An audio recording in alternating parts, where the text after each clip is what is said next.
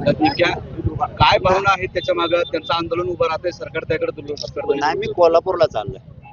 जाताना शेतकऱ्याचं आंदोलन आहे.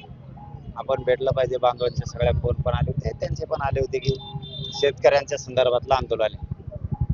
शेतकऱ्याच्या संदर्भातलं आंदोलन आहे म्हणून चालू भेट द्यायला. काय पाठिंबा असणार आहे आंदोलनाला? का नेमकी सदिच्छा भेट असणार आहे? काय असणार? कुठल्या उद्देशाने भेट घेत आहे? हे बघा, शेतकरी म्हणल्याच्या नंतर आपण शेतकऱ्यांचे लेकर आहे.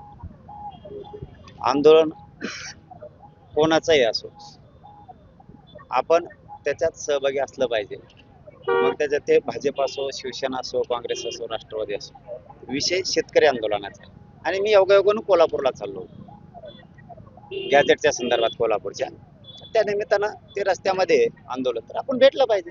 तर सरकार त्यांच्या आंदोलनाकडे ज्या त्यांच्या मागण्या आहेत त्याची पूर्तता करत नाही, कमी पडते. नाही, आता ते तिथं गेल्यावर लक्षात येईल. आता काय सरकार लक्ष देतंय नाही, त्यांना बोललंय नाही बोललंय, मला त्यातलं काहीच माहित नाही. आता कर्जमाफीबद्दल तुमचं काय नाही, म्हणणं आहे? कर्जमाफी तर झालीच सरकारनं पाहिजे. आजच केलेली आहे. आजच नाही तर मी प्रत्येक वेळेस बोलतो, शेतकऱ्याची कर्जमाफी नाही तर कर्जमुक्ती झाली पाहिजे, कायमची, एकदाची. म्हणजे काय होईल की त्यांना वारंवार आत्महत्या करण्याची वेळ येणार नाही. तुम्ही एकदाच कर्जमुक्ती करा आणि शेतीमालाला भाव द्या. पुन्हा कर्ज सुद्धा शेतकरी कधी काढणार नाही. हे आजच नाही तर आपण अनेक वर्षापासून बोलतोय आणि आपण तो शेतकऱ्याचा मुद्दा हातात घेणार आहेत ना. परंतु आरक्षणाचा विषय संपल्याच्या नंतर कर्जमाफी झालेली आहे, त्याच्याबद्दल तुमचं काय म्हणणं आहे? त्याच्यावर समाधानी आहात का तुम्ही? सरकारने जी आता मी कर्जमाफी समाधानी राहून काय करू? केली, शेतकरी पुत्र म्हणून नाही समाधानी नाही, आहात? शेतकरी कुठला समाधानी राहणारीच आहे. तिथं मालाला भाव नाही आहे, ते माल फेकून द्यायची वेळ आली रस्त्यावरती. अनेक निकष जितके लावले कर्जमाफी. नाही लावले असतील, ते तेवढे कलाकार आहेत. ते थोडंच काही पचू देणार नाहीत, एवढे कलाकार ते आहेत. परंतु तितक्याच ताकदीने शेतकऱ्यांनी पण उठलं पाहिजे. त्याच ताकदीने शेतकऱ्यांनी सुद्धा उठलं पाहिजे.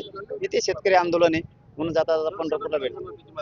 माझी तर मुक्तीच आहे, कर्ज मुक्तीच पाहिजे. त्या माफीनं काहीच होत नाही. मग निकष आले, पुन्हा निकष आले आणि जे पैसे फेडतेत त्यांचा प्रॉब्लेम होऊन चालला याच्यात.